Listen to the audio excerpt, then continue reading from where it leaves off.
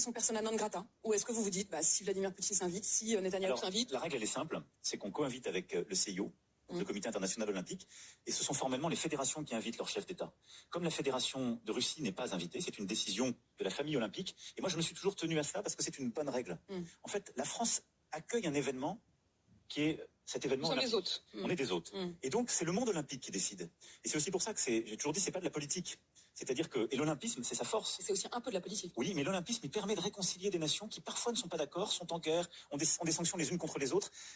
Et elle permet parfois à des athlètes de se réconcilier malgré cela. Et donc là, il y a une fédération qui n'est pas invitée, c'est la fédération de Russie.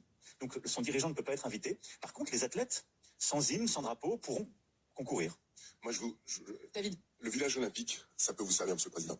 Parce qu'en réalité, c'est un exemple diplomatique. Et je vous encourage à inviter tous ces chefs d'État dans le village olympique, mais pendant qu'il fonctionne, c'est-à-dire dans les premiers jours. Et là, vous allez constater que des athlètes